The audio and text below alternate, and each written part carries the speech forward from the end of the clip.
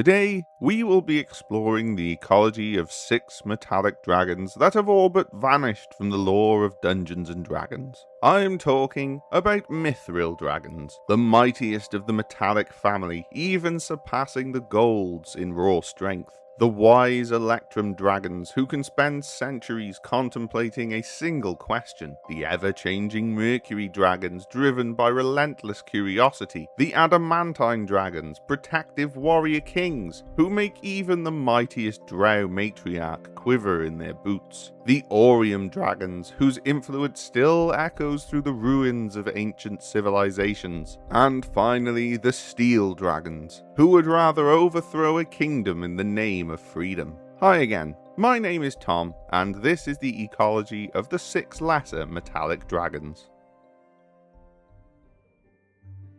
As I was resting from my previous ecological studies, I received a message from my master. Apparently, I still need to find 6 species from the metallic family to finish my work.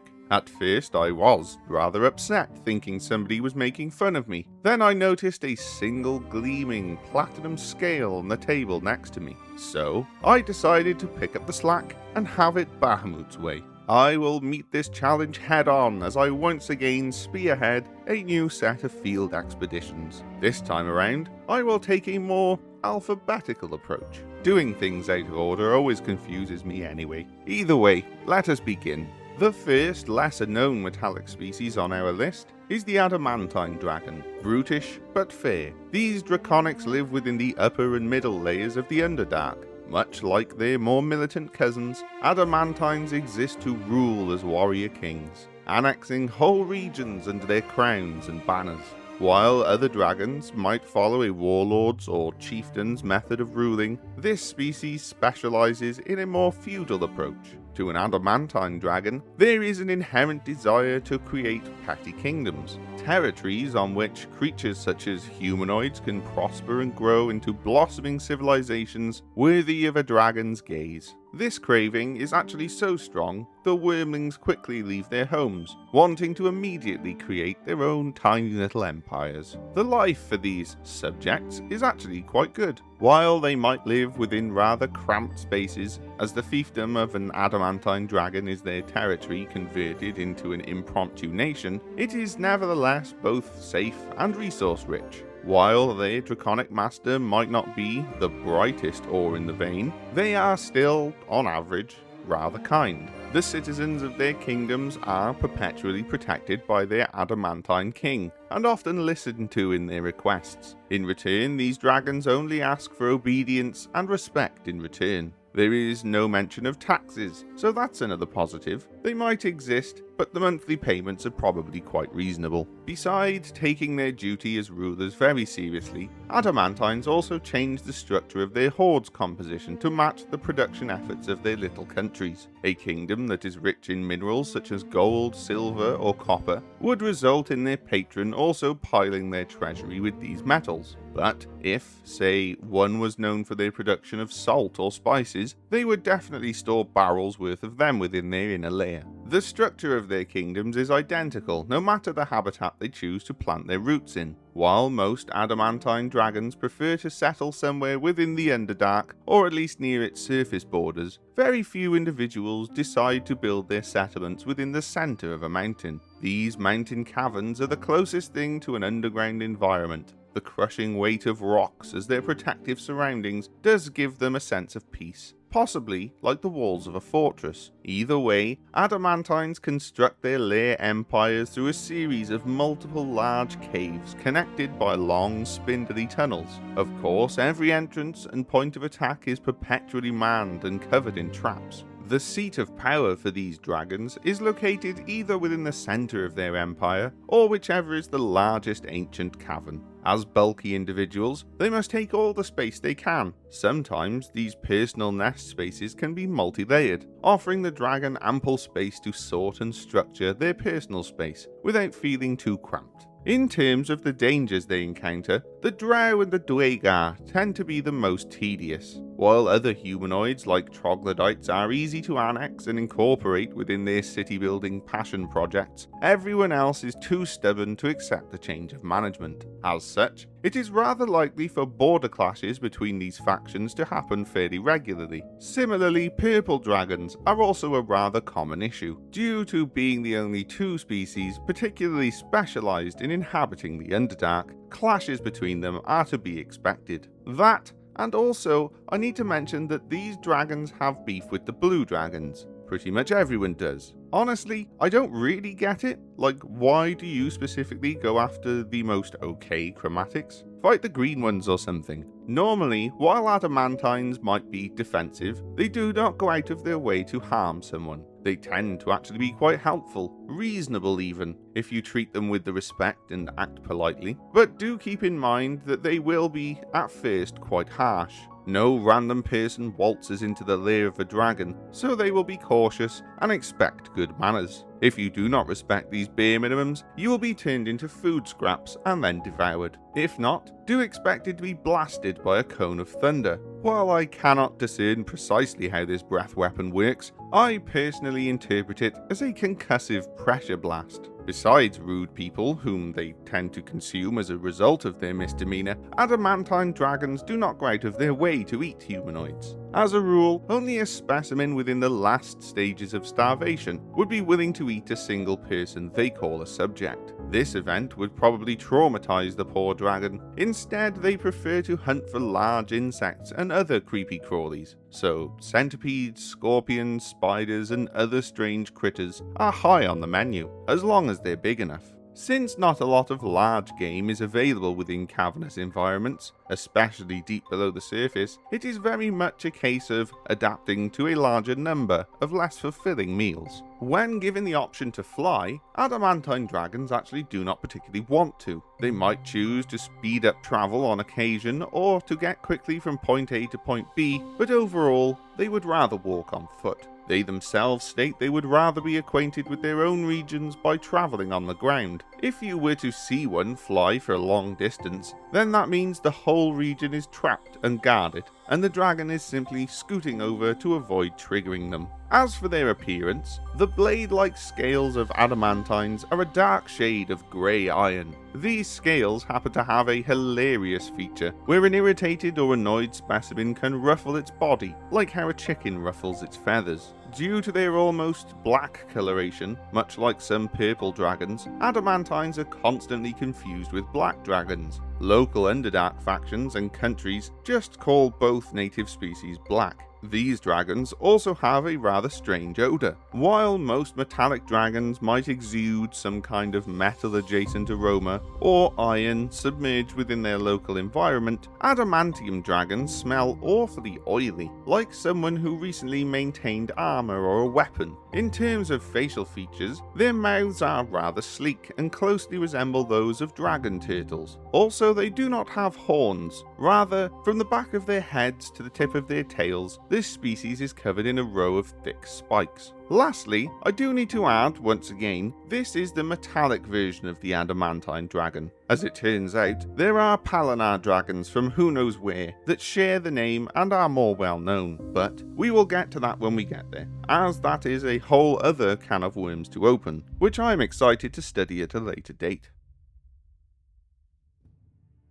Among the extended metallic family, there is no rarer species than the Electrum Dragon. Much like the metal they are named for, they have become a very rare sight across the multiverse. So much so that even their physical description has long since faded. Unlike other species, I have managed to encounter only a single specimen, so pardon me if I make certain assumptions. But Electrum Dragons, from what I can gather, can be differentiated by their bluish-grey scales. From their backs toward their stomachs, the hue brightens. While their upper bodies might be almost a bluish-grey, the lower parts are almost completely white. Their mouth seems to have a slightly longer upper lip, and their chin grows a rather lush, light grey, almost white beard. On both cheeks, a small frill-like fin extends behind the sharp cheekbone. And lastly, the only actual piece of knowledge regarding an Electrum Dragon's appearance is their specific green eyes. When it comes to their behaviour, Electrums are known for their magical properties. In many ways, they are born old and wise. Every wormling starts life with the ability to peer deep into the veil of magic, able to not only sense its particular type, but also to read into the effects of the spell. As they mature and grow, their fascination with magic continues to expand. Specimens dedicate their entire lives to learning to tinker and play with wizardry. Many even go out of their way to create brand new spells, which often are bartered, negotiated, or even outright bought by humanoids. Their love for their passion gives them an accidental passive income. That's a hell of a side hustle. Luckily for them, they can also natively cast a powerful version of Dispel magic, so there's next to no chance of somebody using their own spells against them.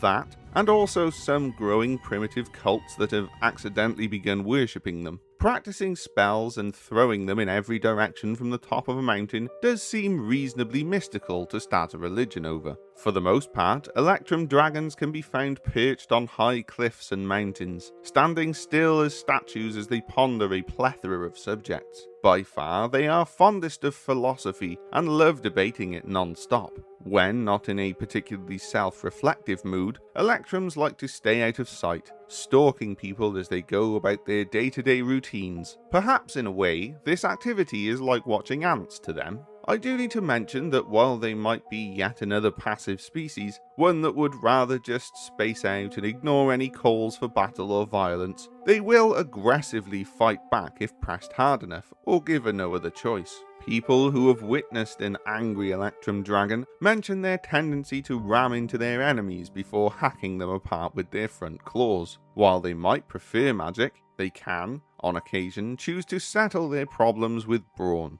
In order to deter anyone from attacking them, or to make an example of how futile violence is, Electrum Dragons are more than happy to use their breath weapons to de-escalate the situation. This species' breath is a potent gas that spreads over a distance of 9 meters in length, 12 in width, and 9 in height. Depending upon their specific circumstances, before the gas is released, the Electrum is able to choose whether the effect of the gas is similar to a Ray of Enfeeblement or the Confusion spell. If they want, they can also have both effects at the same time. Moving on to their homes, the layers of the Electrum Dragons are quite beautiful. Most individuals like to establish themselves within large stone buildings away from civilization. Good examples of these structures are abandoned watchtowers and palaces. While they might be interested in occasional encounters with humanoids due to their interesting and enjoyable company, they tend to be rather loud neighbours. If a large stone structure cannot be found, then Electrums can also choose to instead inhabit caverns. Compared to their other draconic cousins, Electrum Dragons do not collect wealth in the same way. Their hoards are mostly made out of finely crafted items such as carpets, carved jewels, and other more exotic items. As long as most creatures could describe these objects as beautiful, it is something an Electrum would like to possess. It also means that there is barely any gold or silver within their treasures, despite having a constant stream of customers. So, do not expect spare change from an Electrum. At best, you can ask for collateral when dealing with banks. In addition to their already interesting and somewhat different behaviour from other draconic species, the Electrum Dragons also have a rather niche diet. Most of their nutrition comes from the consumption of lichen, bushes, and younger leaves. On occasion, out of dietary need or craving, an Electrum will hunt for meat of any kind, be it mammal, fish, or avian. Out of all of them, however, it is wyvern and griffin that they will go out of their way to find. To them,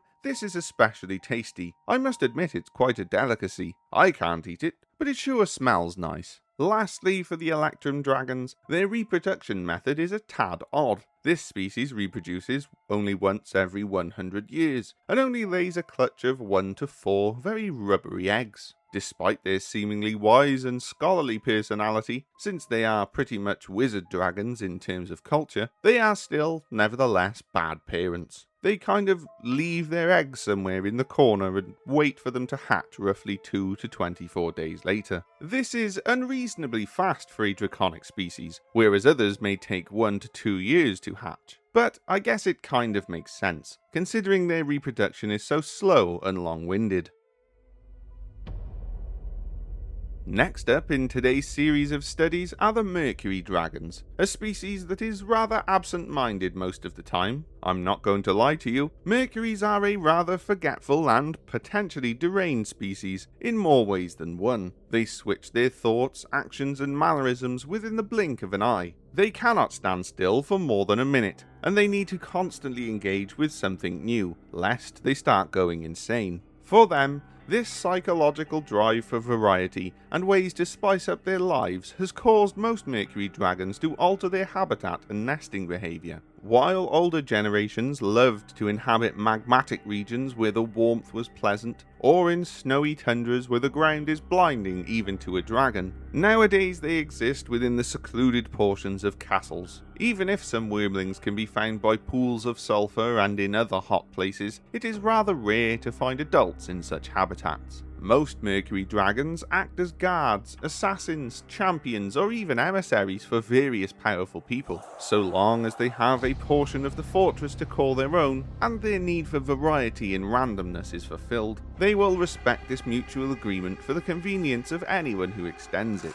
Despite the fact that they can readily transform into their human form, they lack the tact of other metallic shapeshifters. They do not understand humanoid manners, they don't understand culture, and they don't even queue. So a Mercury will just waltz into a butcher's shop and proceed to start gnawing down on a steak or pork shoulder right in front of the butcher. Within their lairs, there isn't an actual treasury or hoard as one may expect. Mercury Dragons choose to collect various oddities and trinkets they see as interesting at the time. They can actually travel across continents at times just to find a particular niche item or gem they find pleasant. A rather neat quirk of this species is that they are prone to bartering. They are more than happy to give you a duplicate if you trade something novel. In truth though, these castle lairs and contracts are merely temporary. If an individual can no longer sate the desire for change as a Mercury Dragon ages, then the very second this happens, the dragon will leave. Yet, they are too unpredictable even for this level of contract. A lot of kings, warlords and other high-ranking people have died merely to sate the Mercury Dragon's morbid curiosity.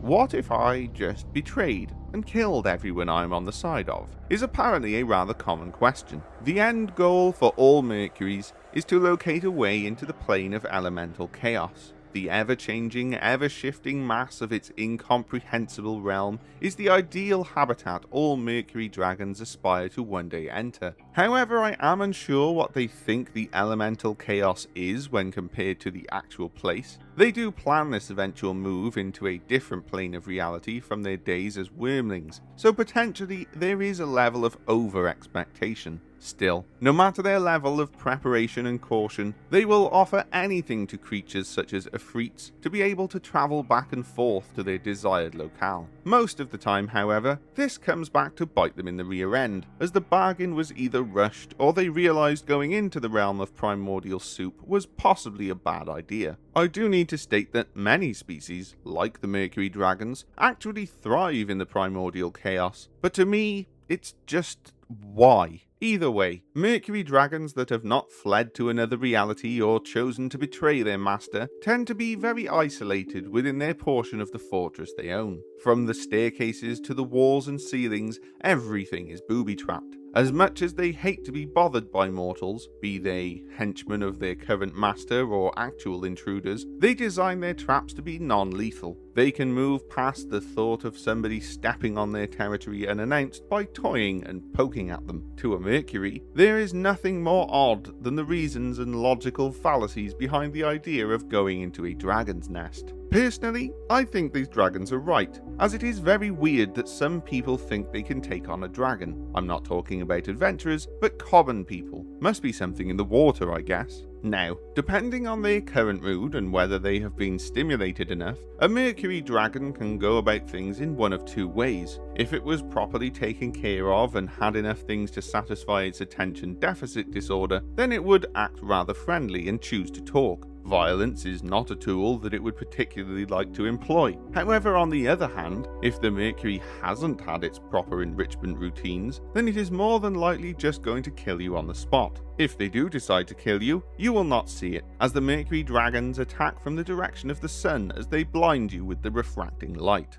As a carnivorous species and occasional ore-eater, Mercuries eat any flesh they come across, but they do not keep an ever-changing diet, lest they actually risk slowing down and not being able to wake up from their slumber. When hunting, they primarily do so by creating more wacky and elaborate traps. However, they can also use one of their two breath weapons. These can be either a cone of blinding light, which will literally burn your retinas with its intensity, or a cone of poison spray, which can alter one's mind to make the dragon invisible to your senses. From what I could gather, it is one or the other, depending upon the specific type of Mercury Dragon. Also, they can quite literally turn into a puddle of mercury at will. I was about to skip past this until I saw one do it, and it was quite disconcerting. As for their appearance, Mercury Dragons can be identified by their sleek, slim and serpentine bodies. Their scales are small and tightly packed to the point where they blend into one another. While they might start as a dullish white-silver colour,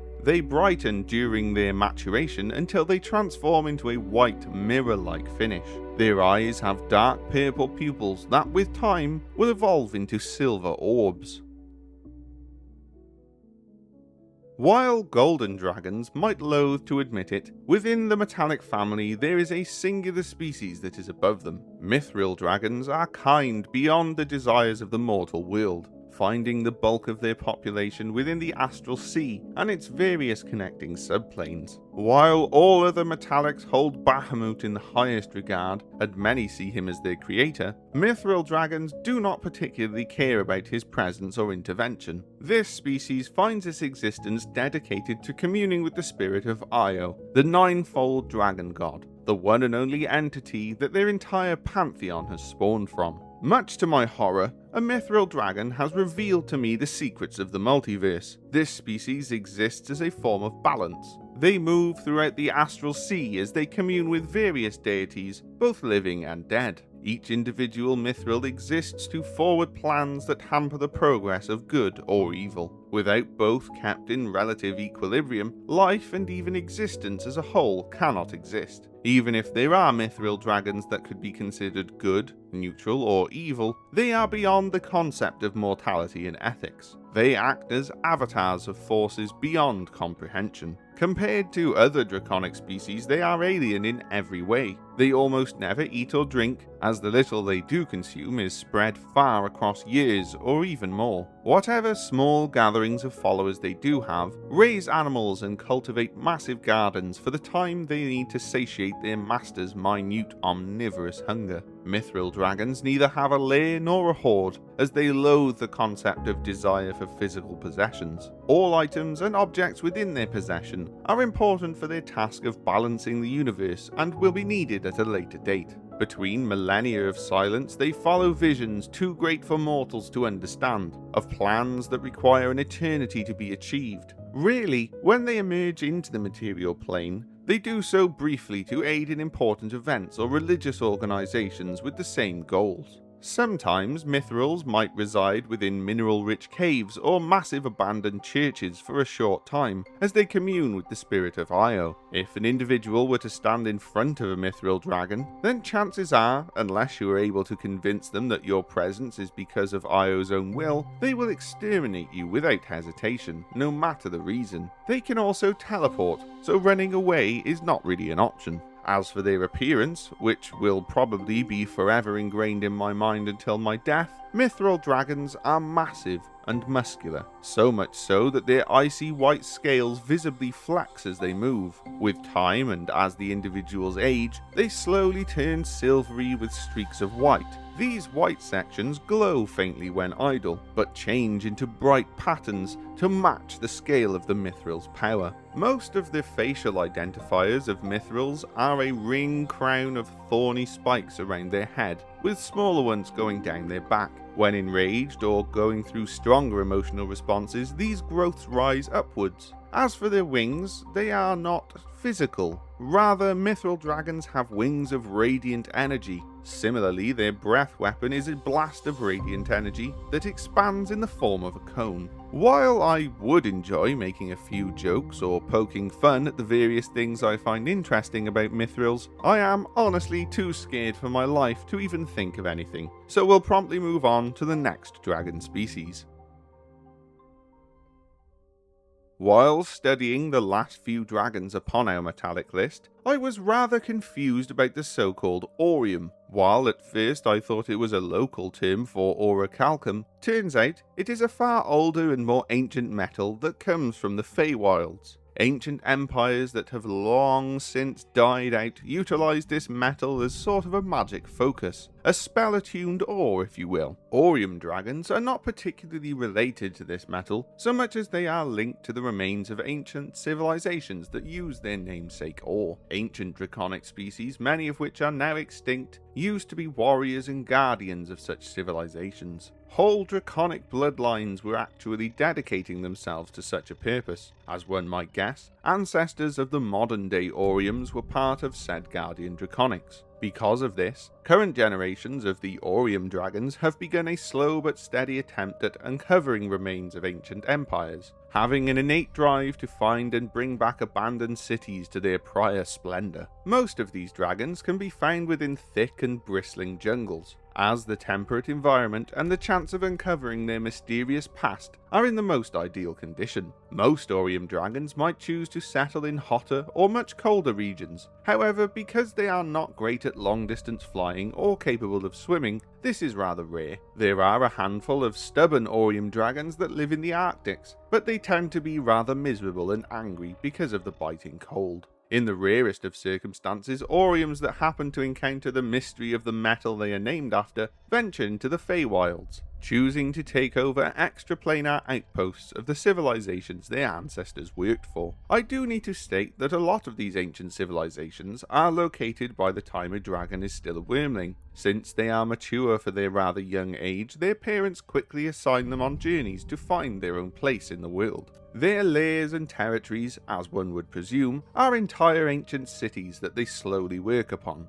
At first, every Orium Dragon kills and enslaves everything they come across within their newly chosen borders. Since this will be a tedious and long process, the more manpower, the better. Another thing I need to mention is that the reconstruction effort isn't to remake these towns or cities in the same way, merely to approximate them and make them work for the draconic overlord. A city cannot function if every doorway is too small for its master. Of course, a good chunk of the reconstruction method comes in the form of dismantling buildings and spaces that cannot be repaired. Their parts are then reutilized for other semi-intact structures. If the material is not enough, then there is nothing stopping their minions from excavating and crafting new pieces. In addition, each Orium Dragon chooses the largest structure within their town to call their home. A central pyramid, a large church, grain storage, it doesn't particularly matter, so long as it's huge, baroque, and eventually covered from top to bottom in traps. Dragons are naturally cautious about their hoards, but Orium Dragons are even more so. Considering they have so much on the line, it's rather understandable. Within their main nest area, where they spend most of their time, the treasury section is brimming with ancient objects. An Orium's hoard isn't as large as other dragons, but each item is several times more valuable. Many of their various trinkets and items come from within valuable caches close to or from inside the city, which they have chosen to rebuild. Yet, on occasion, they do tend to send their minions to far distant lands to obtain the oldest objects they can find. Even if you were to give them a wagon's worth of gold, they probably wouldn't take it. When it comes to their personality, they are actually one of the more tame species. They do not instantly get aggravated by strangers or groups of people that enter their territory. Instead, they spend plenty of time dialoguing with these people as to understand their reasoning behind disturbing their isolation. Depending upon how these questions are answered, the Orium Dragon catalogues individuals into one of three categories: thieves, food, or potential minions. For the first two, once the Orium Dragon is sure of its choice, it will instantly attack and kill these creatures. Potential minions, however, are given a display of power, and their will be tested to see whether or not they can be incorporated into the domain. Each Orium settlement actually has multiple tribes of primitive species that offer food to the dragon. Rather than hunt, specimens receive an omnivorous diet via local harvests directly to its doorstep. On occasion, a lost traveller or criminal might be sent for the dragon to devour. Appearance-wise, the body structure of an Orium Dragon is almost more cat-like than reptilian, its body rather lithe and its feet more paw-like. The reddish-orange scales of this species are constantly groomed and taken care of. Specimens make sure that their glint and vivid colour remain vibrant even within a dusty or muddy environment. Emeralds and jade being used in a way that's sort of part tattoo, part jewellery design. Orium Dragons are also one of the few species that have a prehensile tail, capable of operating as an additional weapon when in combat. Lastly, for their biology, the Orium Dragon has the most unique breath of all species within the metallic family. While it might spray a cone of acid like many other kinds, the byproduct of the liquid interacting with the ground is most fascinating. Within intervals of 1 by 1 meter, small acidic elements shape themselves. These creatures are known by their Orium Dragon masters as vaporous serpents. These elemental creatures act according to the will of the individual dragon, and explode into a mist of acid when killed. In my opinion, they are the most potent species I've encountered so far.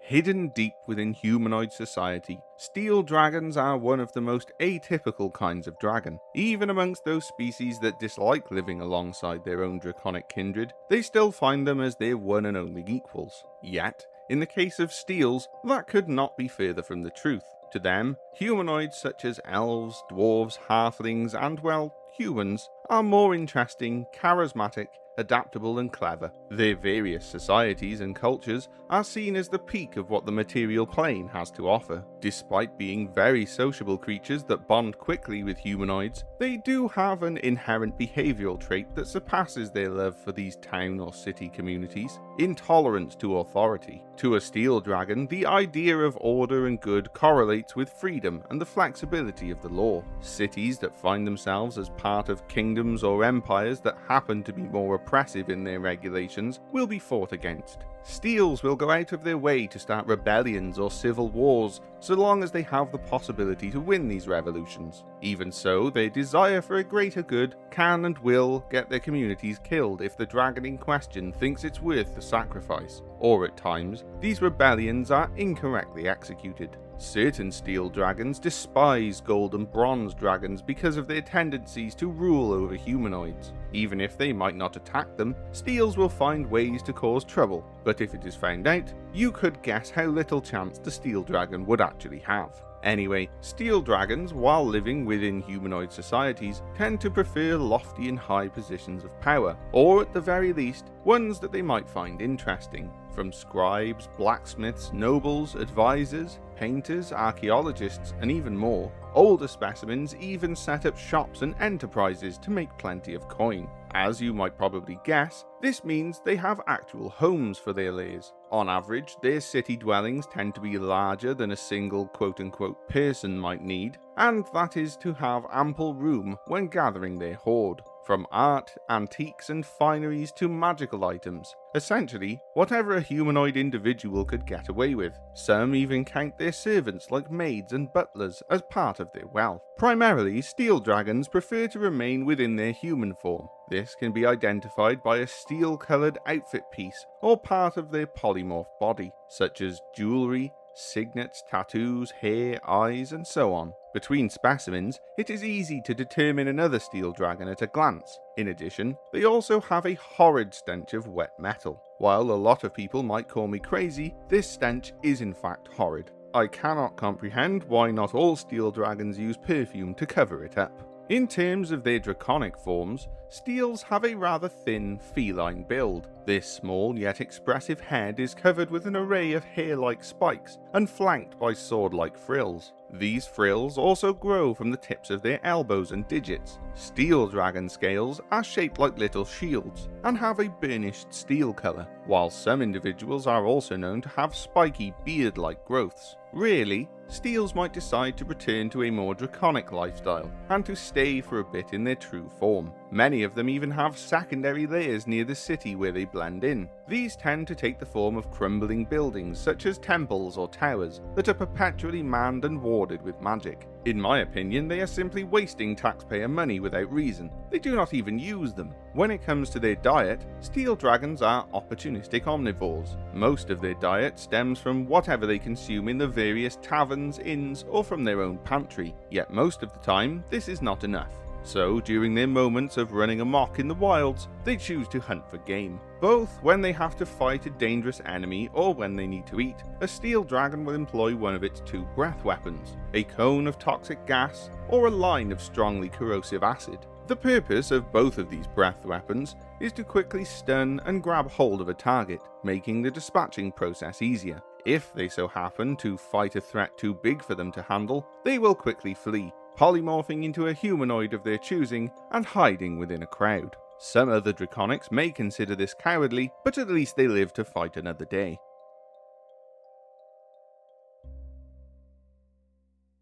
Hi, my name is Tom, and I'm the narrator for the channel. First of all, I'd like to say a huge thank you to Alex, our editor, and Axe, our researcher and scriptwriter, without whom the video you just enjoyed would not be possible. This channel is made by humans, for humans, which means that we read all the books ourselves, we write and research the scripts ourselves, and we record everything ourselves. There is no AI used at any point during our process, and that's the way we'd like it to stay. If you'd like to help us create more content, please consider liking and subscribing. It really does help out, and the support that you guys have shown to us already has been absolutely insane. So we'd love to continue making videos for you, diving into all sorts of stuff within D&D Ecology, and maybe even a few other RPG topics. Anyway, thank you very much for watching, and we'll see you in the next one.